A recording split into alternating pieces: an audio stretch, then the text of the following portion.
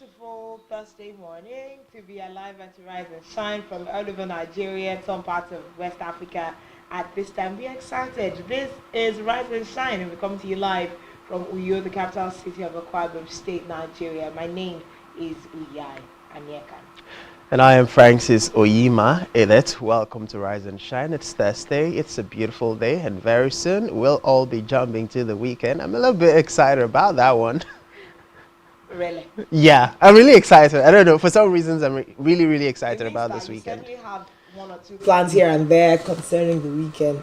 Not really. None at the moment, but I just have this great feeling that this weekend the weekend's gonna be good. This is song I'm trying to remember.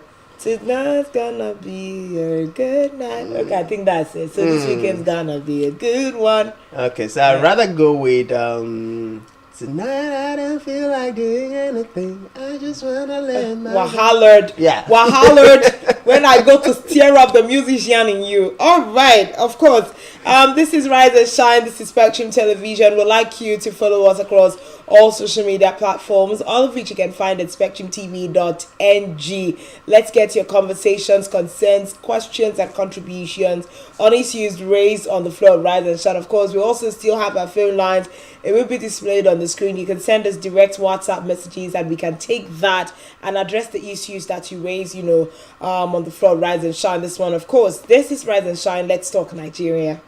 Let's talk Nigeria indeed, and we'll always keep talking Nigeria. I mean, if we don't stop, if we ever get to stop talking about Nigeria, then that means we've lost hope, and we all can just find a way to jackpot out of the country and have where will we get space in other people's nations to put over 250 million people? Well, there'll be no place, even if it spread us all across. But this is our nation, and like you rightly raised this morning, negotiations and dialogue are part of that key factors in conflict resolution. So whatever it is that we think is our wahala in the country, negotiations and deliberations part of it. Well, Nigerians will say our own done too much. So it's about time we walk away from having too much of negotiations without seeing results, too much of talks without matching actions, too much of promises without fulfillment. All of these things are driving Nigerians very hard against the world. And you know how it happens when you drive someone so hard against the world.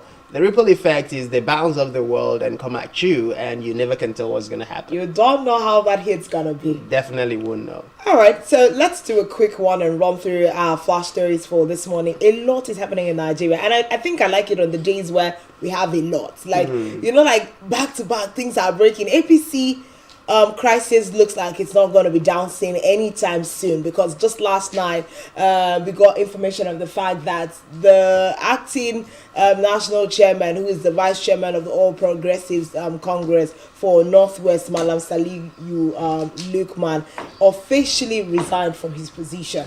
Of course, this resignation letter was submitted on Wednesday to the acting national chairman of the party, Abubakar Kyari.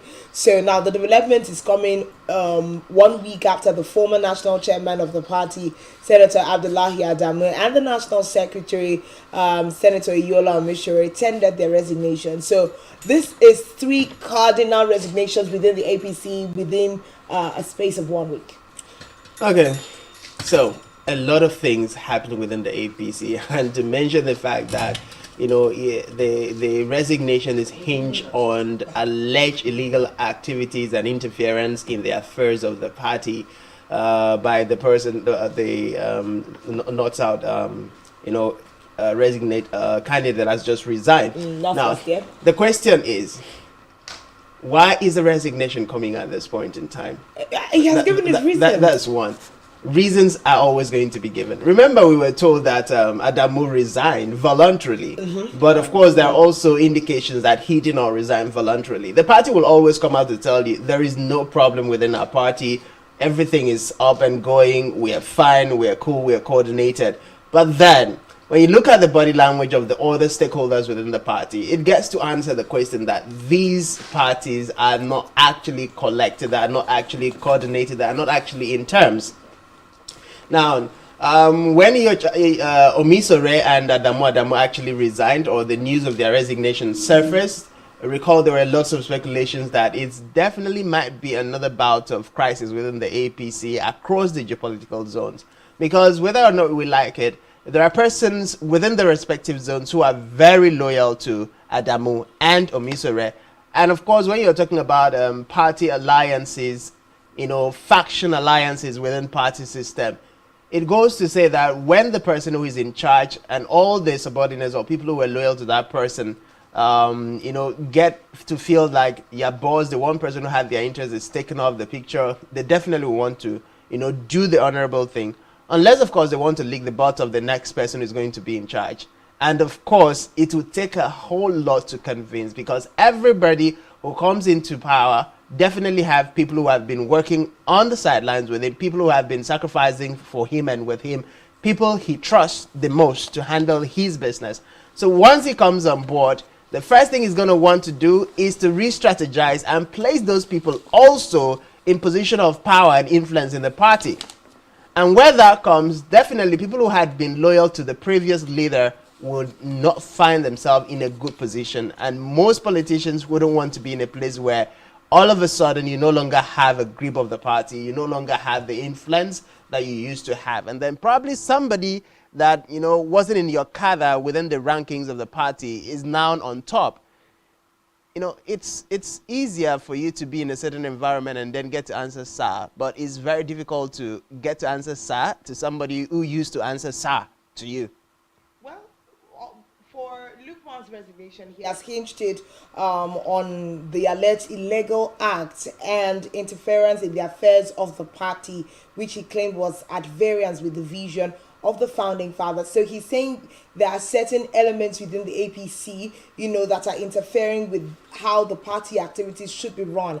And as on the heel of this, he's saying he can't stomach it, he can't stay. Like, I can't stay and see APC falling apart in this way. So he rather just resigns. Now, whether this is a good move by Lukman or not is another big question, because if your issues, with the party is the fact that there's a lot of illegal acts and interferences, why don't you stay within the party, and during the NWC meetings, the stakeholders meetings with your party, you call out the issues and collectively attempt to resolve these issues. But Lukman is not giving the APC that particular room at this point, and he has put in his resignation letter out of the APC as of now. But let's move on from that particular flash story now quickly to a reminder that we must bring to bear right now to the country, because it looks like once we have had certain bouts of information make the rounds in the media, after a little while, if we are not conscious, we forget it, because we are swamped with other issues that are happening in the country. I mean, a lot is happening at the same time. But there was a meeting held at the Central Bank of Nigeria, and we saw one of its heads at this time remind Nigerians that the purported plan to gradually take up the 200, the 500 and the 1,000 naira old notes out of the system still stands sacrosanct. So the fact that the Central Bank of Nigeria is going to continue whatever modalities that it has in place, whatever structures they have put on ground, to gradually still take out the old naira notes as they stand, so that we can recirculate the new naira notes, it still remains sacrosanct at this time. I think we were given a deadline of December 31st, 2023. So it's more like Nigerians must not forget that if we are not careful, that cat and mouse race that we ran at some point in the year will come back if we do not even hold the minders of this system to accountability. Because what's the guarantee that they are putting all the best modalities in ground to make sure that when it gets to December, we are not running that cat and mouse race anymore? Well, they have said they're going to make available new notes gradually. But if you look at the scenario playing out in Nigeria right now, the very first question Nigerians have been asking, personally, I can't recall the last time I came in touch, in contact with the new Naira notes. So it's been the old Naira note back in circulation fully. It seems the new Naira note has gone into extinction, and Nigerians are grappling with that. A few of the Naira note or new Naira note bills here and there that you see is not sufficient enough for the CBN to actually come out again to speak to Nigerians about phasing it out. before they think, a lot of Nigerians would believe that before the CBN should have issued another statement talking about phasing out the Naira note, they would have made provisions by now. I mean, by now, Nigerians should have more of the new Naira notes in their possession than the old Naira notes. And in the instance that we still have a lot more of the old Naira note as against the new Naira note, phasing out the old Naira, the old Naira note is definitely going to be a Herculean task.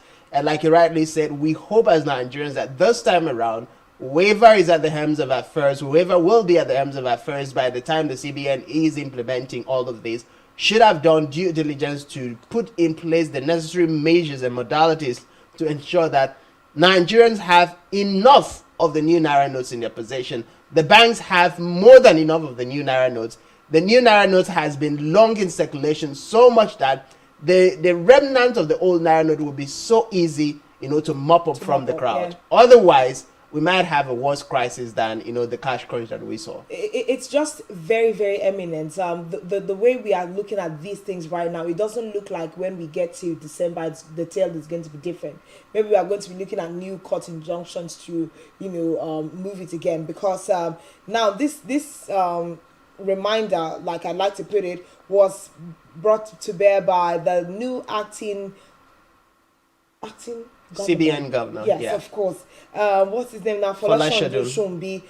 Then he clarified that old notes would gradually be replaced over time. Now he said whenever commercial banks request new currency, the old notes are exchanged for the new ones, ensuring a smooth, transition. This therefore implies that currently the activity of the Central Bank of Nigeria with commercial banks is that every now and then new notes are being pumped to the commercial bank to disburse to the society. But we are currently not seeing this because the old Naira note is what is still circulating. We need Nigerians to tell us from all over the country if they have, much more presence of the new Naira notes in their states and their localities than other states. But I know that in Akwa Ibom State, for instance, we are handling majorly the old Naira note. So if the new acting CBN governor, Shombi, is saying that every time commercial banks request for new currencies, they are given, and that system is helping them to mop up the old cash, we will say that that is not the reality on ground. So maybe the Central Bank of Nigeria should send an investigation team to go around the state and see what exactly is happening, so that we do not have, we do not come to an ember rush again with regards to this issue. Nigerians cannot experience a fresh cash crunch. Definitely Nigerians cannot experience a second cash crunch. But then the big question is, again, for the CBN is, are they ready to listen to Nigerians? Are they ready to do the right thing? Are they ready to do what is needful for this to not be another problem for the Nigerian community and, of course, for the CBN? Let's not forget in a hurry that during the cash crunch, we had banks being destroyed, we had people dying, we had, apart from, the destruction of properties within the banking sectors, the craze that went on inside the banking hall is another thing. And let's not also forget there were video footages of CBN allegedly, accosting some bank officials who were allegedly hurting the new Naira note. So these were things that happened during the cash crunch. These are things that may likely happen again unless stringent measures are put in place to ensure the smooth transition of the old Naira notes and the new Naira notes. Now, in the issue that, Shinobi have said, this has been going on for some time. So this is the month of July. If this is the month of July, you have just about 5 months, let's say 4 months before you get to the month that you're going to phase out completely the old Naira note. We should have seen significant presence across the states of the Federation. And so in Akwa Ibom here, and I know in the last 2 weeks I've had reasons to get to the bank more than 3 times, and the notes coming out from the ATM machines are not new Naira notes, they're old Naira notes across the different banks that I've used. I don't want to name the banks, but then we should begin to see, and if the CBN governor thinks, or the acting CBN governor thinks there is enough being done, then Nigerians should be able to see those actions, those transfer of returning old Naira notes and taking new Naira notes actually reflecting in what we're getting out from our POS machines. And if at this point we're still getting old Naira notes, then it therefore means the CBN is not doing enough and needs to look back, go back to the drawing table, look at the modalities put in place to ensure the smooth, phasing out of the old Naira note, and then implement it in collaboration with the bank. That way, we'll definitely get to a better, ending. Otherwise, we might be having a very serious challenge happening. But then moving away from, the CBN and the challenges that might come from there, the Nigerian Labour Congress, NLC, has given the federal government a 7-day ultimatum to reverse perceived anti-poor policies, including the recent hike in the pump price of petrol, or face an indefinite nationwide strike from August 2nd. Now, consequently, the NLC has directed all its affiliates and state councils to immediately begin mobilization of workers and other Nigerians, including civil society allies, for a long-lasting strike and mass protest should the government fail to meet its demands. Now, this was in a communique at the end of a Central Working Committee (CWC) meeting held on Tuesday, July 25th at Abuja, the Labour House. So, just about 2 days ago, we talked about the strike that was threatened by the National Association of Nigerian Students.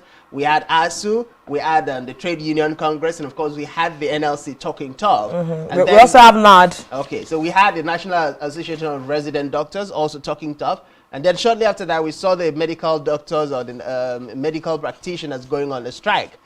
After that, today we are seeing the NLC issues that. So it is about getting to that point where the president, Ahmed Bola Tinubu, needs to show Nigerians that he actually did prepare.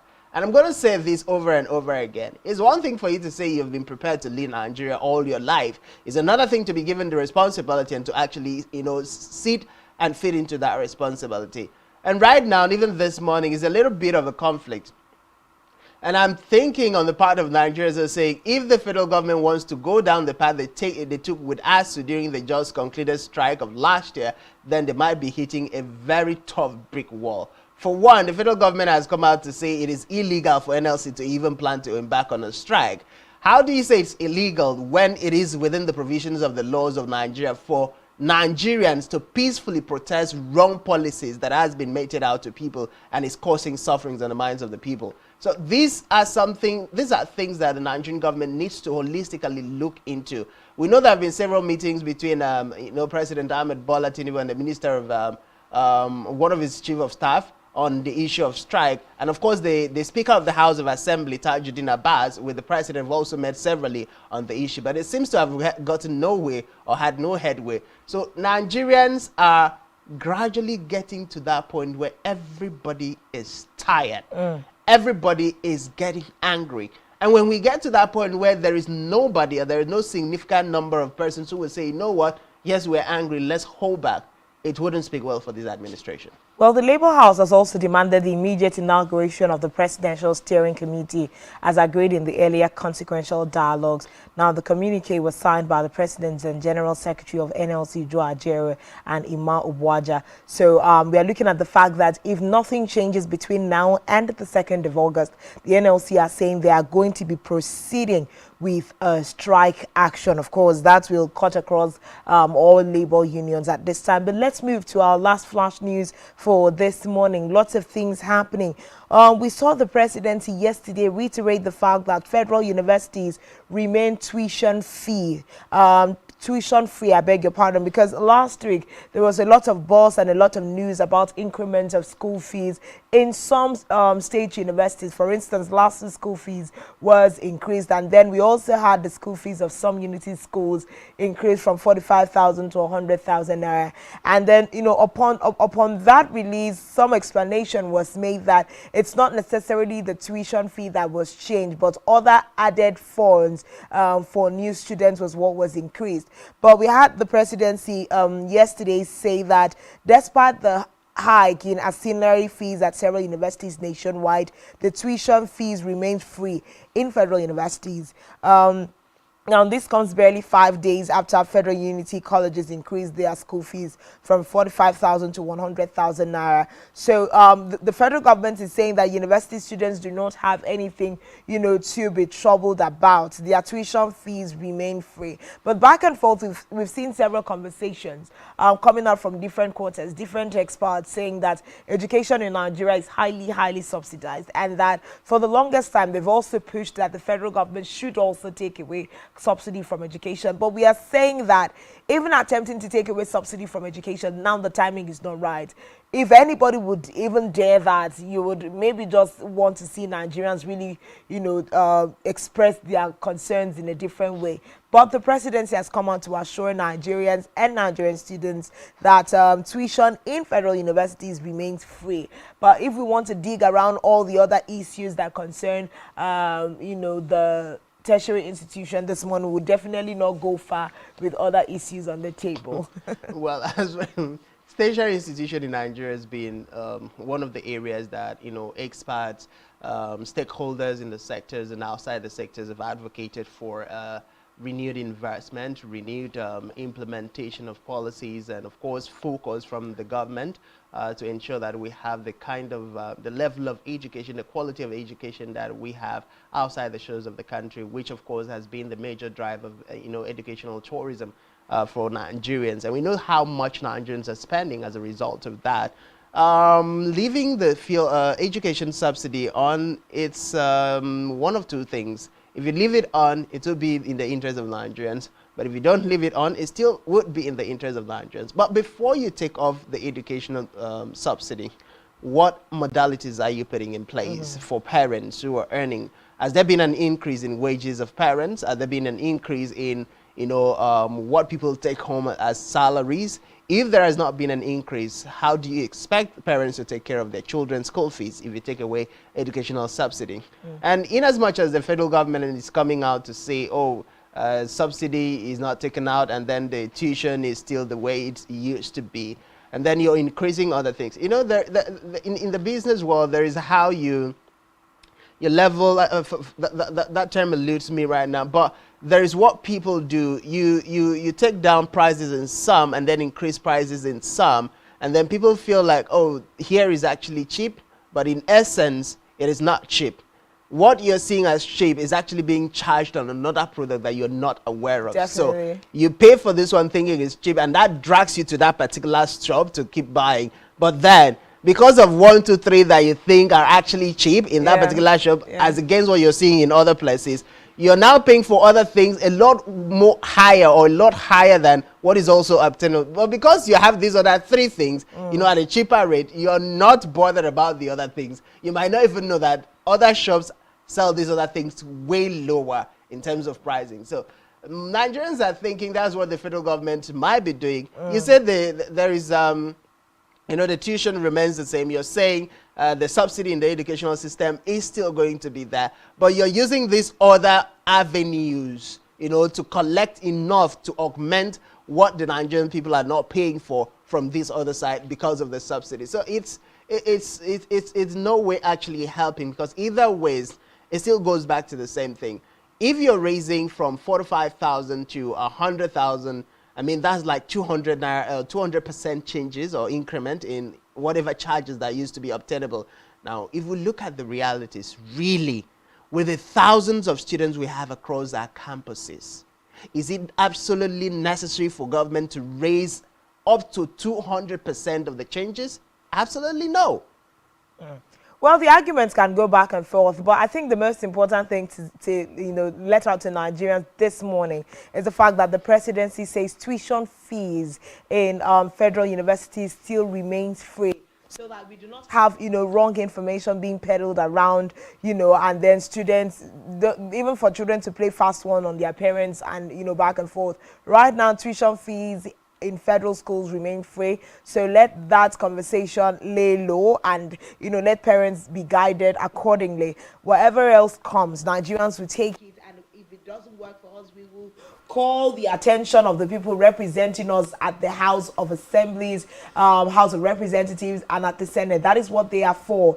Have dialogues on behalf of Nigerians and the Federal Republic of Nigeria, and let's move this country forward. But there is a conversation that we brought earlier on Tuesday, talking about the fact that the Southeast Nigeria has begun to really, push against the sit at home that has constantly laden the South Southeast. Monday sit-at-home instructions, mostly given by a fact of, the IPOB unrest in the Southeast as led by Simon Ekpa. But we saw the fact that the Senate on Wednesday condemned this Monday sit-at-home in the Southeast geopolitical zone of Nigeria and asked the federal government to collaborate with the Finnish government and extradite a pro-Biafran agitator Simon Ekpa for prosecution. I know that this was something that you moved. I would literally say you moved that motion on Tuesday, and by Wednesday we are seeing the fact that the House of Reps, took a cue to that particular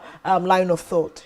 Well, it's a steps taken in the right direction. We can't have one individual staying outside the shores of Nigeria in the comforts of his home and his family, eating good food, having a good life at the detriment of sleeping and waking whenever he so pleases. Exactly. Doing his business whenever he pleases. He pleases. No and then way. Nigerians are suffering as a result of his actions, as a result of his words and decrees. It's about time we get to put, our feet down as a country and then begin to deal decisively with these people. I also love the fact that to a large extent, that the Senate has taken this stand. But aside from actually, ordering or directing the federal government to do the needful, motion, yeah, it is very critical that we don't just stop at moving the motion, but actually get to implement it. Because if we don't get Simon Ekpa down to Nigeria, and then of course it might just end up worsening the situation.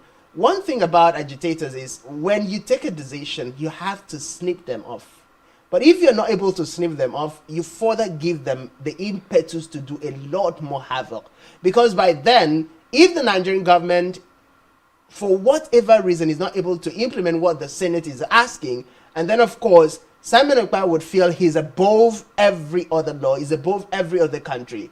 And with that, he will further be emboldened, he will further have the temerity, the strength, the audacity to do a lot more havoc. And of course, those who are loyal to him, those who are carrying out his orders will feel, yes, if he could not be reached by the federal government of Nigeria, then definitely it means we still have a strong man at the helms of our affairs. And so we have nothing to be afraid of. So that needs to be addressed. But when you drag Simon Ekpa, when you're able to hold him and bring him down to Nigeria to face charges for what he's done, when the followers see that their masters have been captured and apprehended and is within the confines of government quarters, every other thing will die a natural death. Remember, we have to go back to the Bible.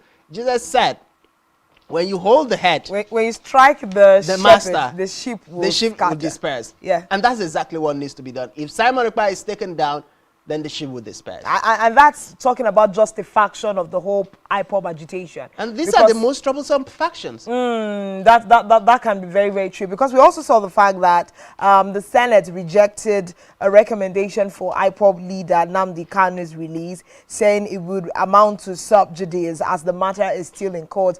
There's been a lot of back and forth with regards to Nnamdi Kanu's case, but of recent, it's not even really been about Nnamdi Kanu moving or pulling any strings. It's been about Simon Ekpa giving one direction or the other. But of course, this illegal sit-at-home order has been enforced by a faction of the proscribed indigenous people of Biafra in 5 southeast states. 5 states of the southeast are usually in bondage on Mondays. We are looking at Anambra, we're looking at Enugu, Imo, Abia, and Ebonyi.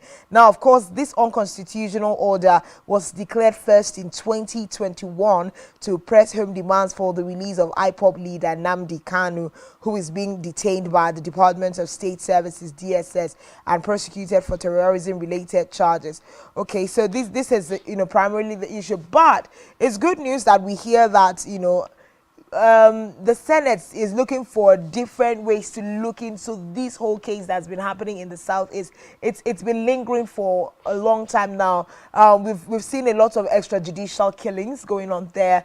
We've seen GDP of the Southeast drastically drop in the past 2 to 3 years because of the sit-at-home order on Mondays and a lot of things. Even the political atmosphere in the Southeast is not necessarily at par with what's happening in the rest of the country because of these inconveniences. So if the Senate is saying they have moved a motion for the federal government to cooperates with the Finnish government to extradite Simon Ekpa to the country to face charges for the things he's doing against the state of Nigeria. We do hope that we can see this implemented very soon. Well, we do hope, because it's not just about the Southeast losing its revenue, it's about every part of Nigeria. I've had scenarios where people could not travel down to the south, down to Akwa Ibom State, because of the sit-at-home order. I've had people, calling to say they've had to miss flights, and then, of course, the alternative of taking the road couldn't be utilized, regardless of, the multiple avenues that are available in terms of road transportation. So it is not just a Southeast problem, it's a Nigerian problem. Yes, it might be resident in the Southeast, it might be coming from the Southeast, but it is a Nigerian problem. Don't forget, as long as, the Southeast is under, security challenges, people who are from other parts of Nigeria will not be comfortable to travel that road. From security operatives, security personnel to the average Nigerians, nobody is safe traveling the Southeast roads on these days. Literally, transportation firms in Lagos, Abuja will tell you they can't come down to this part on Monday. You have to stay till it's Tuesday. And that is putting a lot of lives in danger. That is putting a lot of businesses at risk. And that is something that needs to be addressed. So one way or the other, all of us in Nigeria are feeling the problem that has been created by Simon Ekpa and his loyalists. And when that is sorted out, then maybe Nigerians will get to understand that when one person is wounded, other parts of Nigeria is wounded. So we need to work together holistically as a people, as a country, if we have to, get to that point of an all-round development in our states. Well, these are part of our major stories this morning. Let's move to Akwa Ibom State. In the last 3 days since Monday, there's been a very, what would we call it, historical event holding here in Akwa Ibom State, as led and convened by the governor of the state, Pastor Moino. There's been a dialogue being held and the launch of the Arise agenda.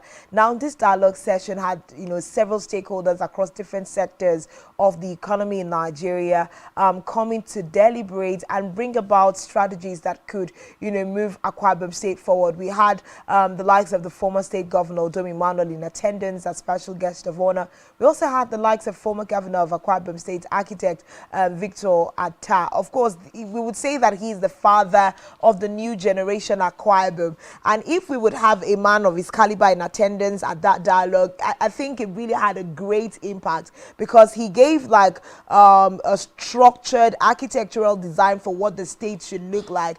Most succeeding governments have tried to follow that blueprint, but to a very large extent it has also been sidelined. But if we have Governor Moino at this time come together to converge, the likes of the former governor and other stakeholders to have deliberations that can move the state forward, looking at the specific needs across different sectors. 3 days of a deep think tank, to implement this different suggestions brought up. I think this, first of all, should be given a great commendation. Of course, we also saw that Udo Udoma was one of the keynote speakers and facilitators at the event, and he has asked the state governor to make sure that he launches a think tank committee that will be saddled with the responsibility of implementing the issues that have been raised during the 3-day formal launch of the Arise agenda and other key issues in the state. I think we have a clip by Udo Udoma speaking. We'll just take Udo Udoma's clip right now, and then we'll just get back into the rest of the conversation.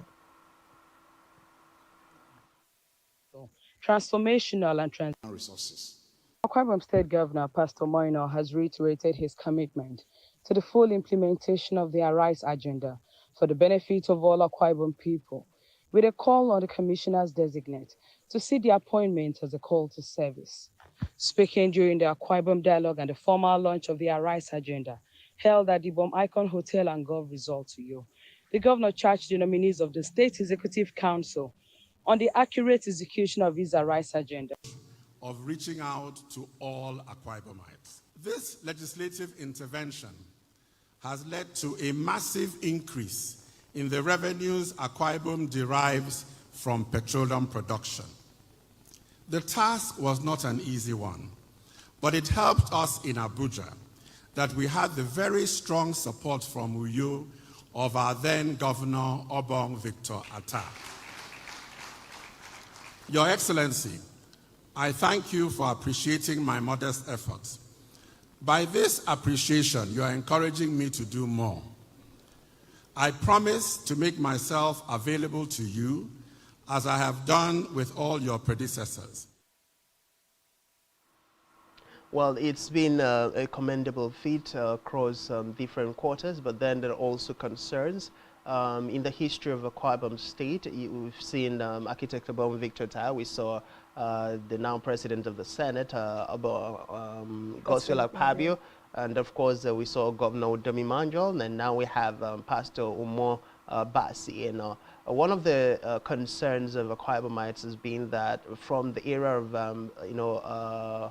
Governor Udome Manjol, it seems that Akpabio was no longer being invited to state functions, and there have been allegations from the state media and, of course, the media sides of Senate President Godswill Akpabio. There have been questions asked by Akwa Ibomites. Yes, we saw Architect Obong Victor Atta. We've seen former Governor Udome Manjol, but we've not seen the presence or representatives of Godswill Akpabio as the former governor of Akwa Ibom State. And there have been questions, was he invited? If he was invited, what was his response? What are his explanations to Akwa Ibom people as to why he was not here? Yes, we can say as the President of the Senate, he has a lot on his hands, but then he also owes Akwa Ibom that respect and responsibility as a former governor, and particularly coming at a point where Pastor Umoino is making efforts to build bridges across party lines, to build bridges across different interests, across different sentiments, in the overall interest of Akwa Ibomites. Those were some of the concerns raised. But then on the overall, looking at the Akwa Ibom dialogue, looking at the purpose for which it was put up, looking at the minds and the brains that were invited to read, one would say it has been, is a steps taken in the right direction, one. And then also having Governor Pastor Umoino coming out to declare authoritatively that is going to, have a committee. Is also the news from the government quarters that PA will also be appointed to oversee the implementation of the policy statement that is going to come out from the dialogue. Yes. So it would be the person's responsibility to work hand in hand with the stakeholders who by extension are going to be a part of reviewing what has been done within the stipulated time frame from time to time, and of course feeling that to Akwa Ibomites to let the people know, okay, from the dialogue that we had, these were the policy statements that were made, these are the actions that we have taken so far, this is where we are at this point, this is what needs to be done, and this is the direction that the government is going. That way, Akwa Ibomites would no longer have to wait, or have to filter what is happening based on speculations or social media ranting by individuals, but we'll get to hear first-hand information from the government quarters, knowing exactly what is happening at every material time. And that, if it's actually implemented, would encourage Akwa Ibomites to have more confidence in the government of Pastor Umoino. It will also encourage Akwa Ibomites to have more trust in the promises of government, and of course will also give the right environment for the people to engage government. I mean, when you have people understanding where the government is, where they're headed, and what next they want to do, then you can have the people engage the government effectively, constructively criticize, and of course also make contributions as to what needs to be done. And if Pastor Umoino maintains the status quo of listening to the people and of course putting measures in place for the people's polls to be felt, analyzed, and then of course the indices and data utilized, then we might be heading to a new era in Akwa Ibom State. Well, the dialogue, of course, cut across conversations in key areas: agriculture, infrastructural development.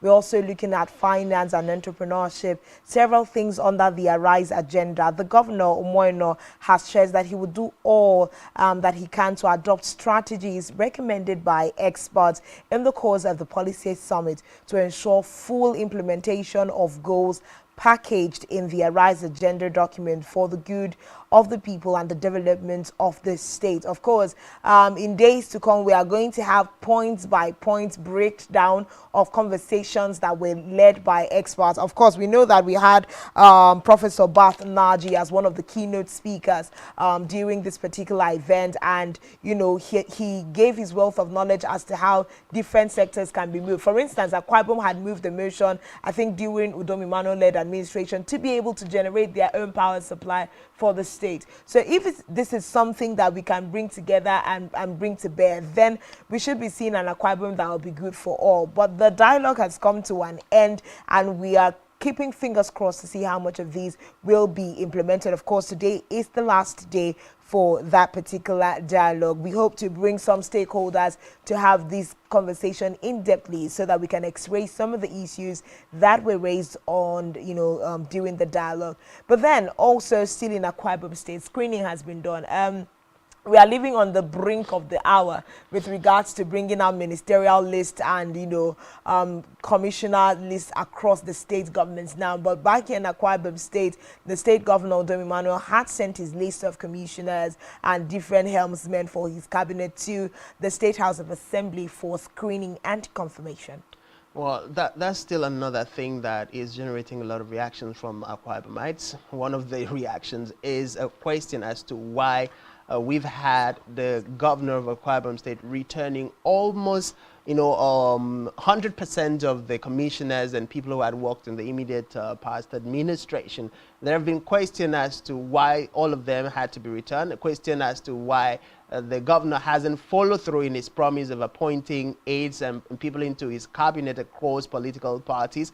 And of course, the governor has said that Akwa Ibom people should trust him, that it isn't right to just discard people who had worked for his emergence as the governor of Akwa Ibom State without, also giving them an opportunity to contribute to their RISE agenda, which they, believed in, joined in projecting, and of course, through their actions and activities and their belief in his projection, got him to where he is today.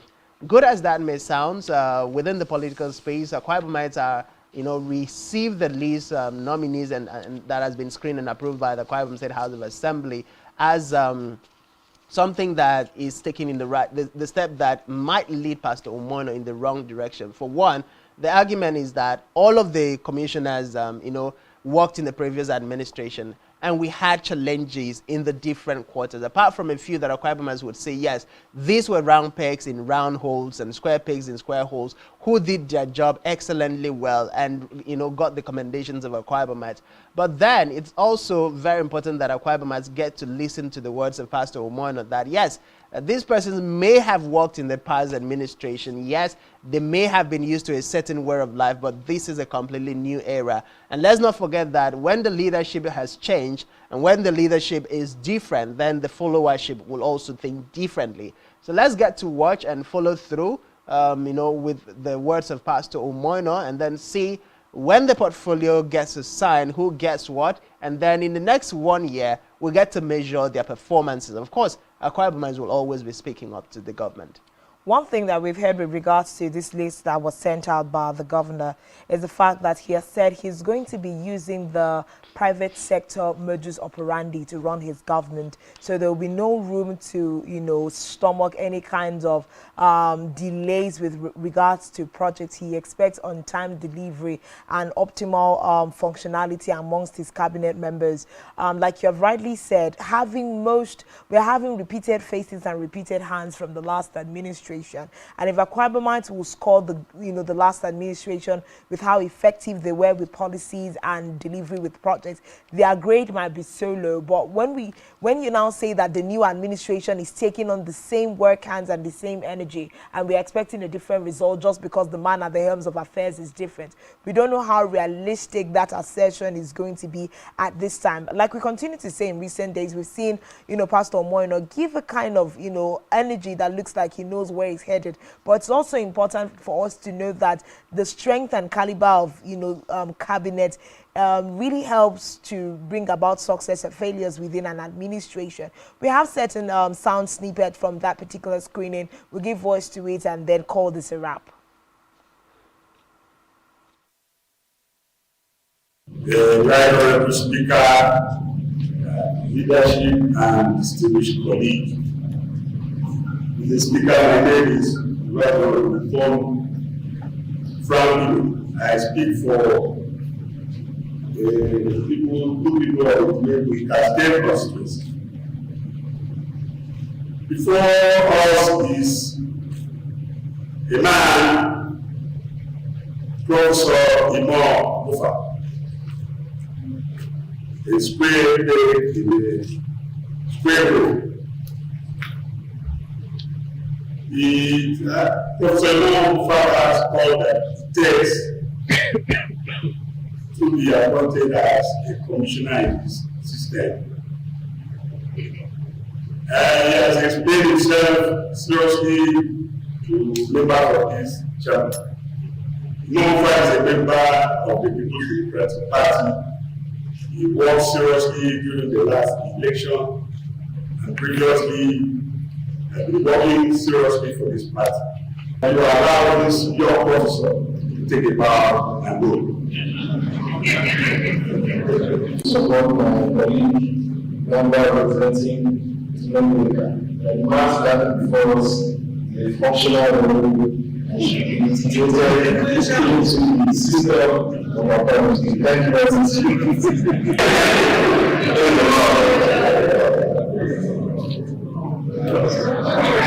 Respectfully, standing for you is unique. In the moment of sin, born on the 7th of November 1983 to this song, and this is the moment of sin of the same local government area. Then, of cross states in our private states, the speaker attended Holy Church National Government Supreme Court in Benin for minority primary education. The speaker attended the Local High School for Junior Secondary, left to the prestigious Senior Science College in Denver. Delta, the speaker, and hold 2 bachelor's degrees from the University of Rio, one in linguistics and one in law. From that same prestigious university, I hold a master's degree in peace and conflict studies. I have a PhD in view in that school where I'm doing my dissertation at the moment. The speaker, in my work experience, I've been career cycle for more than 2 decades in practice, where I have practiced in both print, electronic, and social media. Well, there are 24 commissioners and special advisors confirmed by the Akwa Ibom State House of Assembly. Of course, we are going to see in the coming days them delivered their portfolios and work to start immediately. Let's see how the new administration is really going to get beyond the 60-day mark. What new effects are we going to be experiencing as Akwa Ibom State? And this also cuts across to all other states in the Federation as cabinets have been constituted. At this point, we're going to take a quick break and join Mary Joseph, who's on standby on the newspaper desk. When we return, of course, we are going to be breaking down some of these conversations we've already had, and we'll also be looking at other crucial issues on the topic Let's Talk Nigeria. Of course, stay with us. When we return, Rise and Shine continues.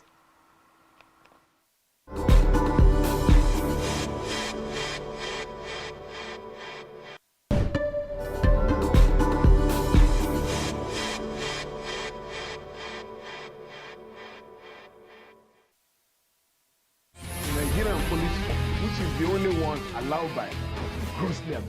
Our governors have to share police powers with the president as stipulated by the Constitution. We do not have a federal government police force. We have the Nigerian police force, which shall be administered, organized, and supervised by the Nigerian police force. No, my lord, I want to say something. I want to say something here.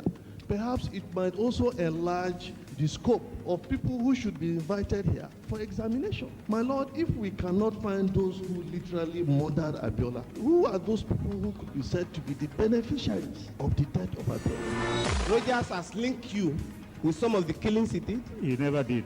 He linked you with the attempted murder of Hebrew. He did not. My lord, the matters council is leading the evidence in our matters. Is this an adversary proceeding? It's not, my lord, but we can't be talking about cases which are in court, my lord. Is this an adversary proceeding? It's not, my lord. These cases are in court, my lord. I'm just reminding your lordship. My Lord, sorry, my Lord, I think I'll be in cross-examination. Legally Speaking, a program that deals with legal issues and questions we face as citizens of this amazing country, Nigeria. Legally Speaking. Join us every Friday from 5 p.m. to 6 p.m. for Legally Speaking.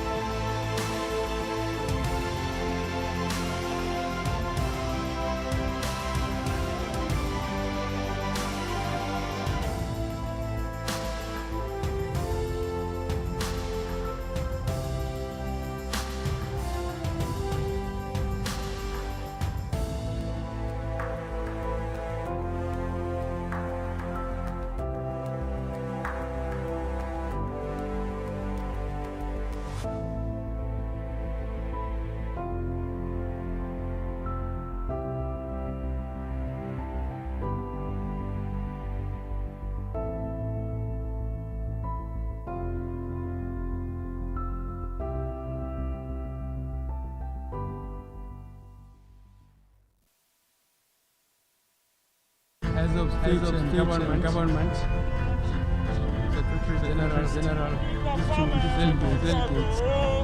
This was the leader of Nigeria for Spectrum TV to recover for the lapses in County.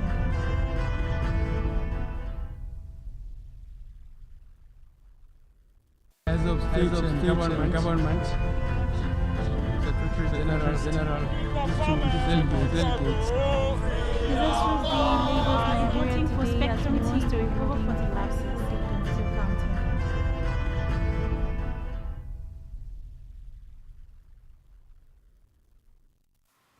A very good morning to you and welcome to your morning news brief on Spectrum. Live from Uyo, I am Mary Joseph. First in the news this morning, we have a story that says President Bola Tinubu Wednesday in Abuja appealed to the organized labor to avail him more time to consider their grievances before embarking on any nationwide strike. This is just as indication emerged that the federal government may enforce the court order restraining the organized labor from embarking on a strike over the withdrawal of fuel subsidy in May, should the Nigerian Labour Congress make good its threat on August 2nd. The Speaker of the House of Representatives, Tajuddin Abbas, disclosed Tinubu's plea to State House correspondents after leading some officers of the House to brief the President on the outcome of their engagement with the National Association of Resident Doctors, which has declared a nationwide strike. Meanwhile, the federal government has told the Nigerian Labour Congress that it is legally restrained from embarking on planned nationwide strike against the hike in the fuel price of petrol and the high cost of living in the country. Newsmen reported on Wednesday that the NLC had given the government a 7-day ultimatum to reverse all what it called anti-poor and insensitive policies or face a nationwide industrial action. However, reacting to the ultimatum, the Permanent Secretary at the Ministry of Justice, B.E. Jedi Agba, in a statement on Wednesday, said the union was restrained by the order of the National Industrial Court from embarking on any strike regarding the removal of petrol subsidy. To another story, the Senate on Wednesday condemned the Monday sit-at-home in the Southeast geopolitical zone and asked the federal government to collaborate with the Finnish government and extradite a pro-Biafran agitator, Simeon Ekpa, for prosecution. The upper chamber also resolved to invite the Minister of Foreign Affairs, when appointed, and relevant stakeholders to carry out thorough investigation, as well as bring the other sponsors of the act to book. The Senate also rejected a recommendation for IPOB leader Nnamdi Kanu's release, saying it would amount to sub judice as the matter of his release was still in court. The illegal sit-at-home order is said to be enforced by a faction of the proscribed indigenous people of Biafra IPOB in the 5 southeast states, Anambra, Enugu, Imo, Abia and Ebonyi states. Heading now to Africa, soldiers in the West African country of Niger have announced a coup on national TV. They said they had dissolved the constitution, suspended all institutions and closed the nation borders. Niger President Mohamed Bazoum has been held by troops from the Presidential Guard since early on Wednesday. He was promised Washington's unwavering support in a call from the U.S. Secretary of State Antony Blinken. U.S. Secretary General Antonio Guterres also said that he had spoken to the president and offered the UN's full support. Mr. Bazoum is a key Western ally in the fight against Islamist militancy in the West Africa. 2 neighboring countries, Mali and Burkina Faso, have experienced coup triggered by jihadist uprising in recent years.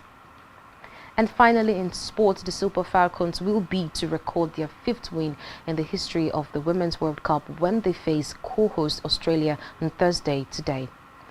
The Brisbane Stadium, the 9-time African champions have recorded only 4 wins in the history of the competition. 2 at the 1999 edition against North Korea and Denmark against Canada in 2011, and at the 2019 edition where they also recovered a 2-0 win over North Korea. A win for both teams will boost their chances of reaching the rounds of 16 after Canada secured a 2-1 victory against Ireland on Wednesday. Australia beat the Irish 1-0 in their group opener, while Falcons head favourites 0-0 last Friday. We'll have details of this and more in our news at 12. I am Mary Joseph. Let's about to rise and shine where we have Francis and Uyai on standby. Do have a wonderful morning. As of state and government, Secretary General, delegates. This is the Lagos Nigeria for Spectrum TV to recover from the lapses taken into account.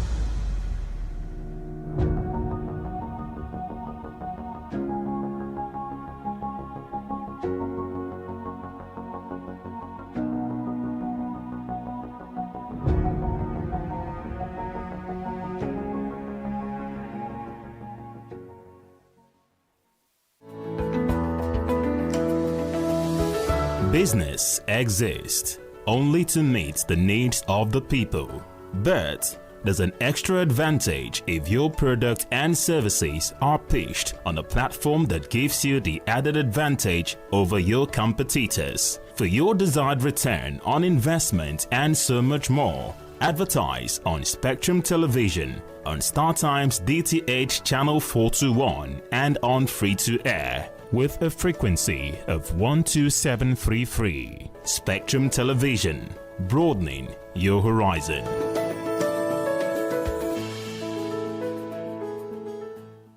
Every society is premised on the quality of relationships forged by its inhabitants. The health of these relationships determines how well people, relationships, organizations thrive and how long they stick together. Join Uyai Anyekan on Connect every Wednesday from 6 p.m. to 6:30 p.m. and on Sunday 2:30 to 3 p.m. on channel 421 on StarTimes to catch all the conversations, interviews, real stories and how to navigate relationships and family life in the 21st century. Real people, real faces, real stories. Connect live on Spectrum Television. Nigerian police, which is the only one allowed by grossly abused. Our governors have to share police powers with the president as stipulated by the constitution. We do not have a federal government police force. We have the Nigerian police force, which shall be administered, organized, and supervised by the Nigerian police. No, my lord, I want to say something. I want to say something here. Perhaps it might also enlarge the scope of people who should be invited here for examination. My lord, if we cannot find those who literally murdered Abiola, who are those people who could be said to be the beneficiaries of the death of Abiola? Rogers has linked you with some of the killings he did. He never did.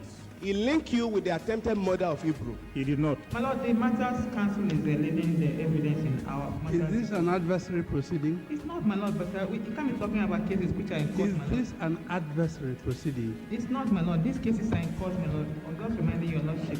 My lord, sorry, my lord, I think I'll be in cross-examination. Legally Speaking, a program that deals with legal issues and questions we face as citizens of this amazing country, Nigeria. Legally Speaking. Join us every Friday from 5 p.m. to 6 p.m. for Legally Speaking.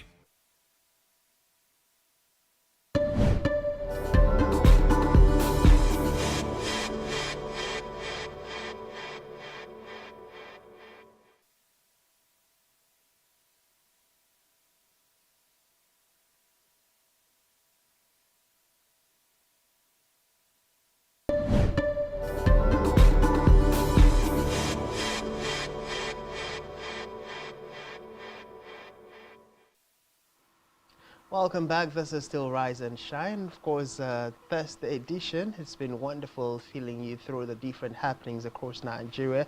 We started with the resignation of the Vice Chairman Salihu Lukman of the APC as the crisis within the party continues to take on. Recall shortly last week we saw Adamu and Omisere actually resigned, and comments coming from the party to that effect. But of course, we know that within the course of the week, Ahmed Bola Tinubu, the president, has actually met with Omisere and Adamu in a move to actually reconcile them to the party. We move from there to the planned industrial actions, where the NLC issued a nationwide notice over the fuel price hike, and of course, that has been slated for August 2 in the event that President Ahmed Bola Tinubu's administration is unable to address some of the concerns, or most of the concerns raised by the NLC and other union organizations in Nigeria.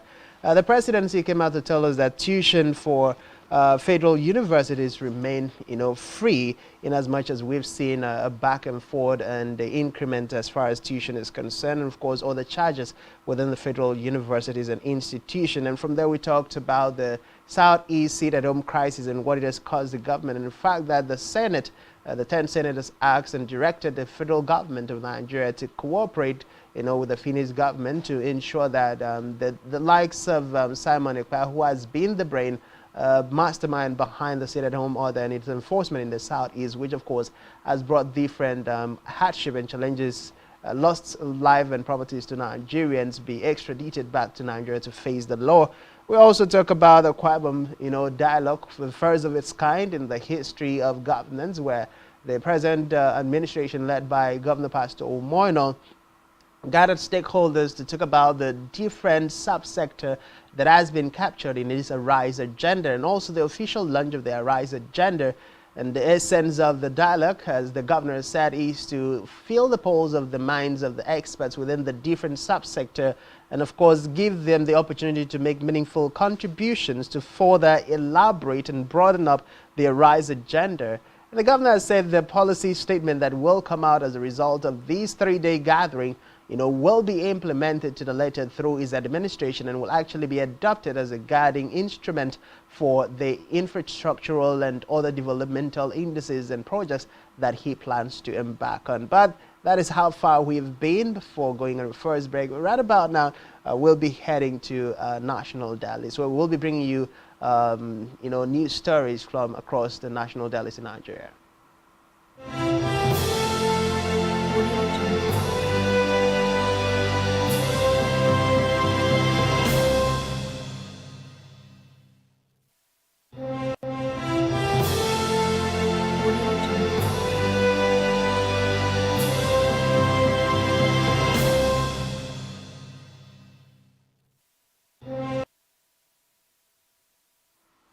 On Daily Spotlight this morning, we're going to do a quick swipe on our national dailies, and we're starting with the Punch newspaper this morning. Big story on the Punch says Tinubu pleads for more time as NLC issues strike notice. Presidency meets NLC TUC over palliatives delay. Labour insists on Wednesday protest. Resident doctors strike grounds hospitals. Federal government may enforce court order against Labour. Okay, we're asking how constitutional this will be at the end of the day. National Assembly to unveil ministerial list today. Fingers crossed. Today's Thursday. Page 14 is where you can find details of that. IPOB, Senate to work for a past extradition kills pro-Kanu motion. Page 7. APC crisis deepens as Lukman resigns, blames president. Page 14. We also see here Niger president supporters protest. AU ECOWAS condemn coup plot. Mass burial. NSAS coalition demands DNA mapping compensation. Page 12 is where you can find details. Daredevil daylight robbers return to Lagos street. Pitiable. Page 4 and 5. We do hope that the Nigeria Police Force in Lagos State will be abreast to handle this. Musa will sell fuel at 580 naira per litre. Page 10. Page 30, I beg your pardon, is where you can find details, and that's all on the front page of the Punch. And next up is the Deltras newspaper. The kicker there says ECOWAS sends mission to Niger Republic, and the writer says residents protest at EU. France African Union condemns military takeover.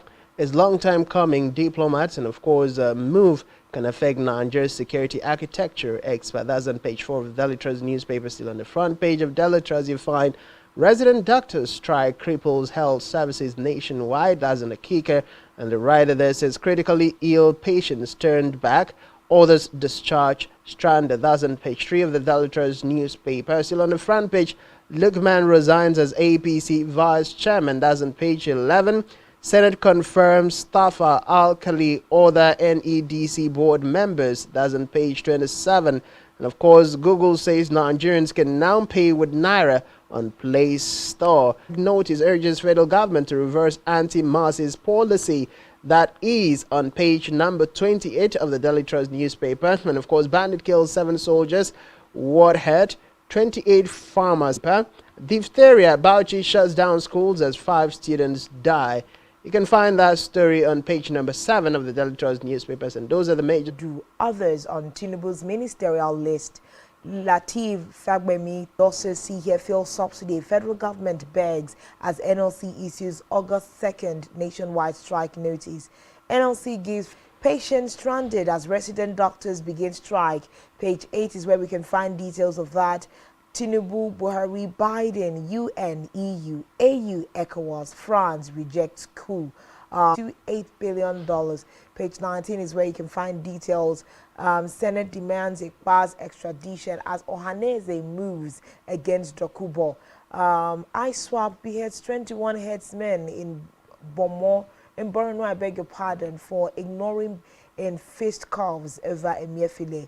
Page 9 is where we can find details. Blow for Nigeria as Oswala set to meet Australia clash. That's the sports story, and that's all that we have on the Vanguard.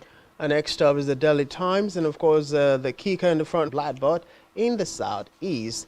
And of course, liaise with Finland to extradite Simon Ekpa. Izunazo paints picture of state of affairs in southeast, and you can find that story on page number 4 of the Daily Times. You find that on page 11. And of course, another APC National Working Committee member resigns, denounces party tuition in federal universities. That's coming from the federal government. Those are the major stories you can find on the morning. And a quick wrap up. We are going to go on a very quick break now. And when we return, we will be coming back with a guest who's already on standby. We'll look at some of the issues on the front pages. The fact that there is a twist to the eye with the commission has been brought to bear by the Akwa Ibom State Governor. After this quick break, Rise and Shine continues.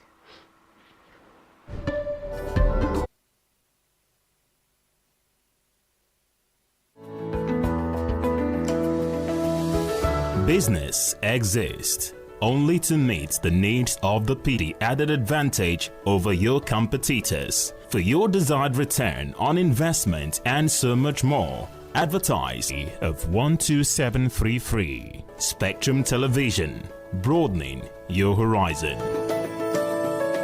Its inhabitants. The health of these relationships determines how well people Wednesday from 6 p.m. to 6:30 p.m. and on Sunday 2:30 to 3 p.m. Relationships and family life in the 21st century. Real people, real faces, real stories.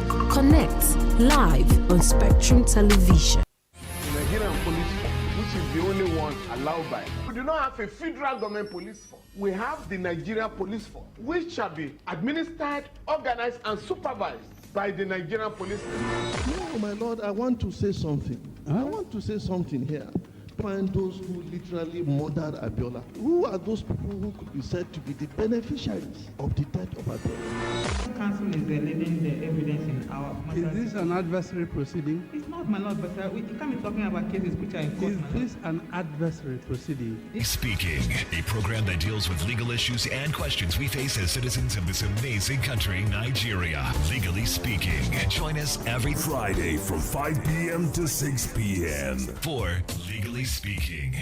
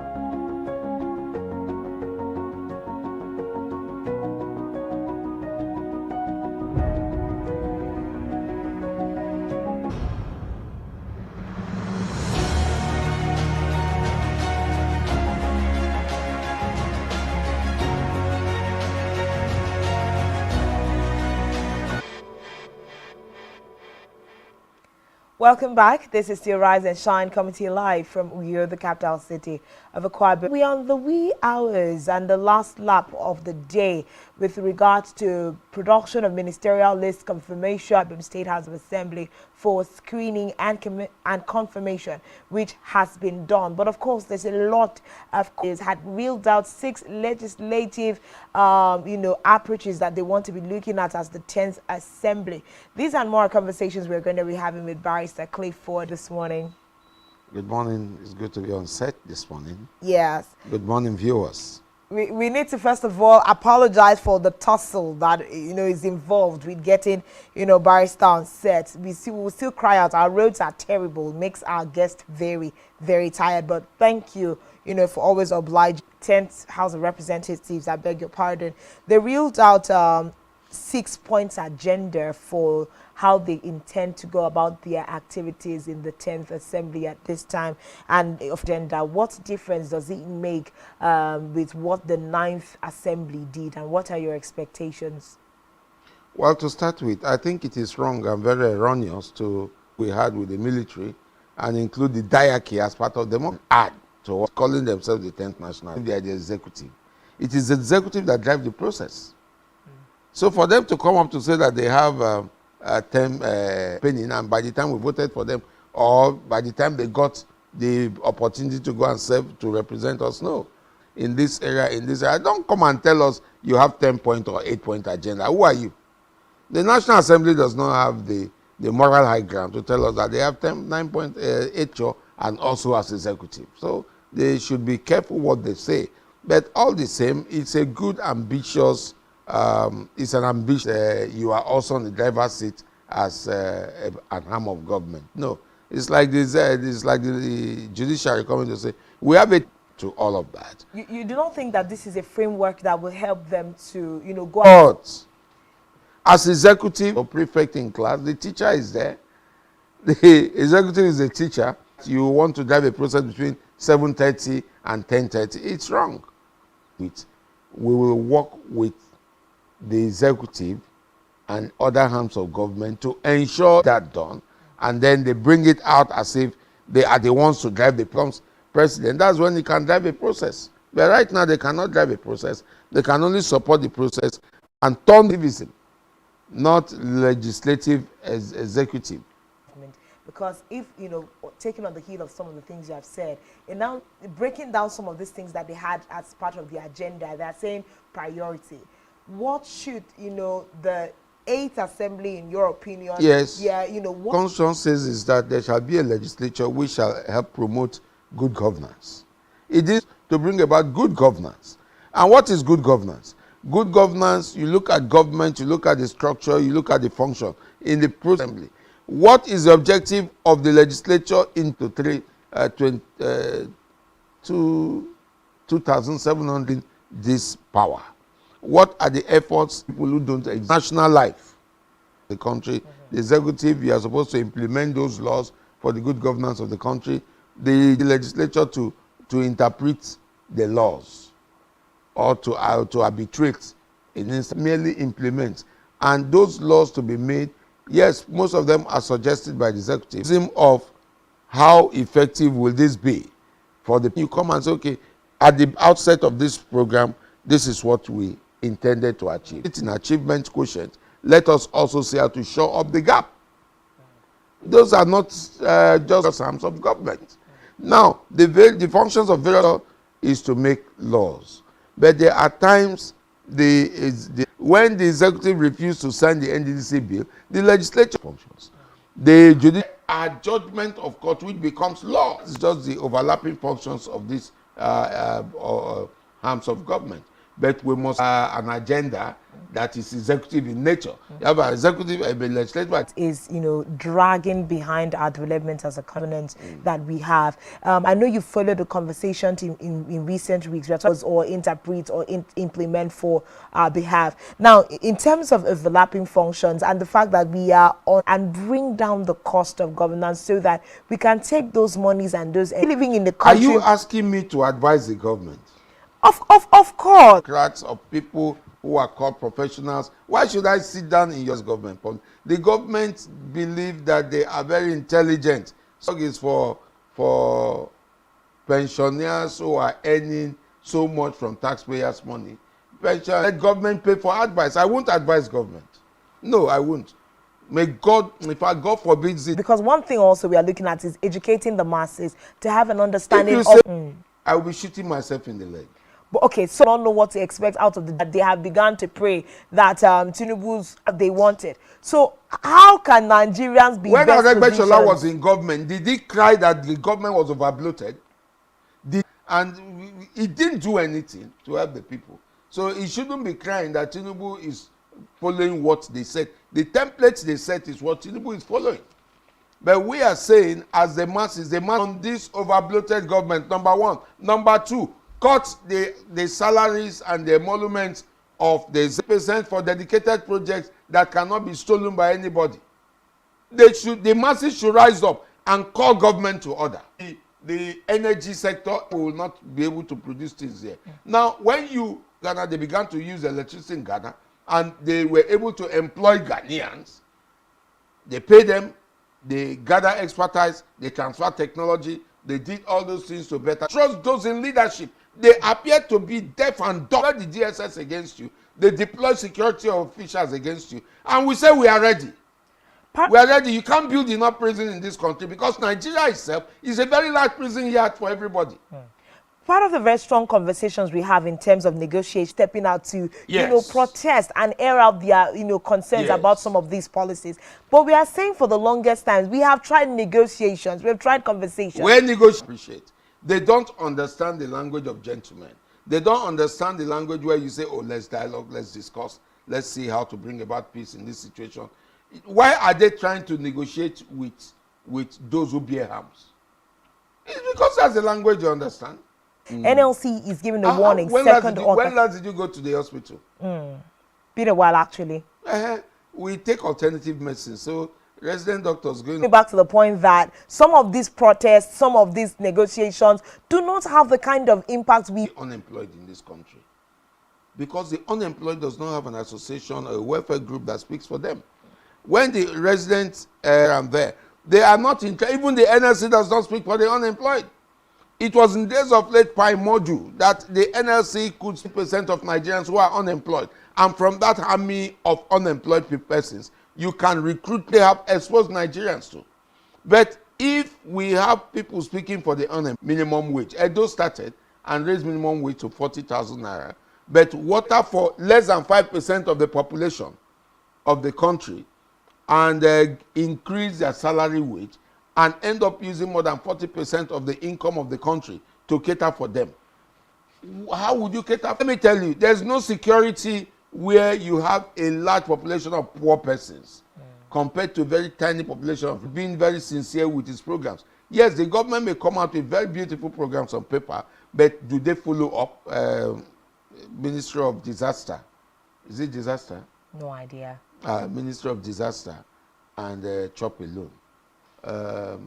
She was feeding school children who were supposed to be in school at home, and ended up not feeding anybody. But she came out, which did not benefit from the monies she gave. I don't know whether you benefited, because I didn't. Audacious statements that are made on the heads of Nigerians, because even when we pull back on palliative conversation, the whole take those monies and invest in other sectors that can help us. It is ungodly. What they should review is, let us look at all the loans that have been collected, the Abacha loot that were returned. Where are the monies? What were they used for? How did they come? How did they spend? Who and who benefited from it? I did not benefit. My household did not benefit. And I'm very sure most households in Akwa Ibom did not benefit. If they are saying, oh, they gave it to persons in a section of the country and all of that, that's understood. They have their statistics, but not here. Not here. Okay. The government, the Akwa Ibom State government was the one that was even trying to do some things which we still were not satisfied with. Well, speaking of Akwa Ibom, since you brought us, to the Akwa Ibom, so let's get to Akwa Ibom. The past 3 days in Akwa Ibom, there's been a dialogue holding at the Ibom Golf Resort. There's no dialogue, there's a monologue. Don't talk of it, please. Okay. Well, this has been a move from the state governor, so to speak, to gather stakeholders, to speak. The governor's idea of a dialogue was good, but the implementation is where I have a quarrel with. The governor's idea is good. He's trying to connect with the people. But why would you want to connect with the people you are not inviting to be part of your dialogue? But it looks more like they handpicked people from different sectors that are close to the people to speak on behalf of them. Who are close to the government. They are not close to the people. They are not close to the people. I am not invited because I would have raised some ethical questions. I would have asked them a couple of questions. That let's look at this, let's look at this, let's look at this. The man who is heading Okada driver in this state, or who is heading minibus and all of that, is he driving or is a contractor? Is he one of them? How do you get to persons who are greatly affected by the impact of government on society, and then you don't bring them in to talk? Let them come in their unruly way. Let them come in their uncouth fashion and talk. You will be able to decipher things from what they say. But when you bring an organized set of group persons who say that they are representing, at the end of the day, they will only tell you what you want to hear. And once they tell you what you want to hear, you tell them, you applaud them, thank them, give them transport money, and then they go back home. But have you achieved your objective? No. The governor's idea of connecting with the people is not speaking with the real people. He's speaking with the pseudo elements existing in the society. Okay, that's a concern that most Akwa Ibom share. That's what would I call it? It's a sentiment that most Akwa Ibom might share at this time. The governor simply brought the former governor to do a pseudo reception, sent Akwa Ibom private jet to go and bring him from Lagos. He landed at the airport. There was a welcome party, received him, gave him red carpet, took him to Ibom Icon, gave him red carpet, and then, but why didn't that governor, that man who calls himself former governor of the state, why didn't he do anything? That's why I thank Umoino very well for even thinking of the idea, but I think the idea was mismanaged. When you don't bring civil society into issues, they are the ones who tell you straight to your face, Oga, this thing way you do no good. You for doing like this, doing like this. Civil society cannot condemn a parliament by removing this, and you could have achieved it. So when they want to operate on their own, they want to do a top-bottom thing, not a bottom-top thing. Obon Victor Atta, in the person of Senator Godswill Akpabio, was not invited. We do not know if he was invited, no, but he was absent, yes. We cannot say whether the person of Umoino that we are trying to understand is somebody that will not, even if Udomi Manuel had told him don't invite the number 2 governor. You invited number 1, the first person, you invite jump number, the second person, and invited the third person. I wouldn't think he will not want to invite. But I think again that if he had sent out any invite to Senator Godswill Akpabio, the worst that would have happened would have been him sending a representative. The worst that would have happened if he so laden with state functions. The worst that would have happened would have been for him to send a representative. But these things have consequences. These things that they are doing have consequences.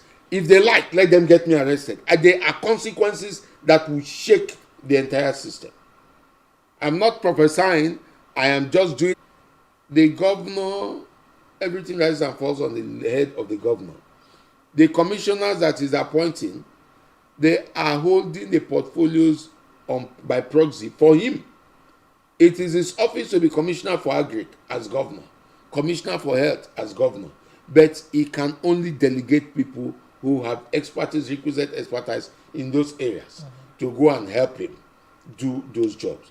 So it is not going to be, they will not blame the failure of the government on any commissioner.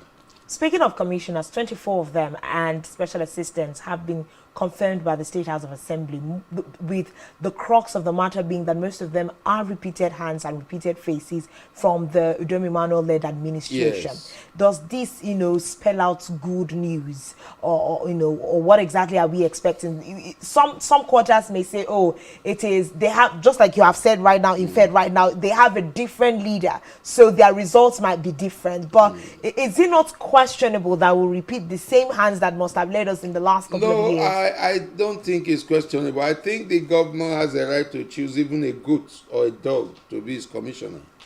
The governor could have gone to pick even the wife of the former governor to become SSG or commissioner in his cabinet. So it is left for him. That's why I said everything rises and falls on he who leads.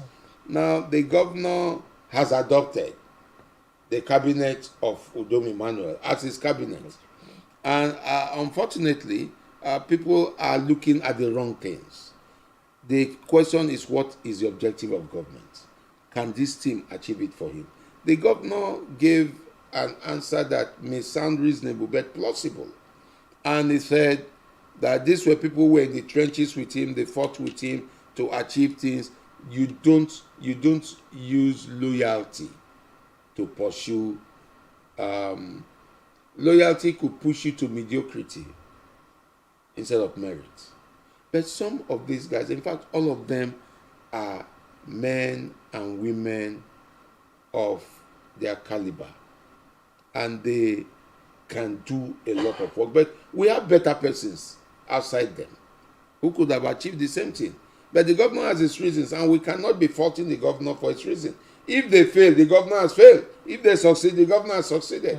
So let us be on the watch out and see what happens. But we want them not to behave like they behaved last time. You go the same way, and they made the...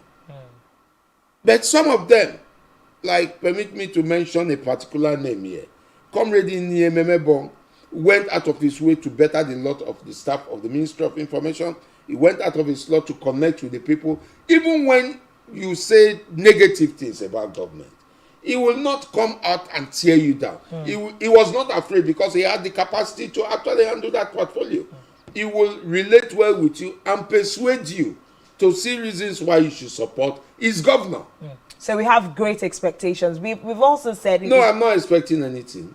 But in a manner of wrapping up this conversation, Pastor Moino has said that his approach to governance is going to be culled from his private sector, understanding. No, let him not bring his private sector experience, because the information we got is not very good. The information might be faulty. But some of the persons who had worked with him before, they actually condemned his strategy in his style.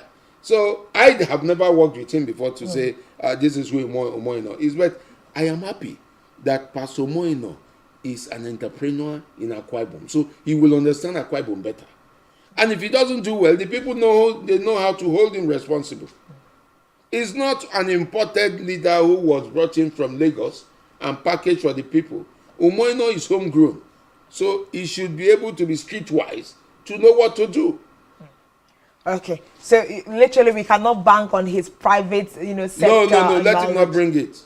But if he brings the profit-making paradigm of the private sector into bear with the public sector, there are two different spheres. Of course, he has said one is welfare-driven. The other one is profit-driven. Well, he said with regards to projects and assignments, as will be assigned portfolios down to these commissioners and the likes, he will not take delays or, any form of mediocrity with regards to... We hope so. We hope so. Civil society is ready to work with him. Civil society will go out and monitor those projects. Civil society, if he listens, I've sent him a couple of memos. He has not responded. And I am beginning to suspect he may not want to respond to some memos that tell him the truth, that are very blatant and open. So it will be wrong continuing the discussion with a deaf and dumb fellow when you know he's deaf and cannot listen to you. Well, let's give the governor and this new administration a benefit of the doubt. We've been speaking with Barrister Clifford Thomas this morning, explaining lots of issues happening in the country and in Akwa Ibom State. We are looking for a way to collectively move forward as a country and as a state. Of course, he is the coordinator of Akwa Ibom Human Rights Community, speaking on behalf of the people on several subjects and issues. Most of the things he has shared this morning, of course, are based on his personal opinion and the best way he thinks that things can be done differently in Akwa Ibom State and in Nigeria at large. Of course, you would do well to catch up on all of the great things that he has said to us on this show this morning by following us across all social media platforms. A big thank you to you, Barrister Clifford Thomas, for coming and sharing your wealth of knowledge. Please, viewers, keep asking questions. Don't fail to ask questions. Those views I expressed were not just my personal opinion. Those views were the opinion of Nigerians, which are agglomerated together and coagulated to ensure that the people in leadership hear us. Whether they want to hear is their business, whether they don't want to hear is their business, but keep asking questions.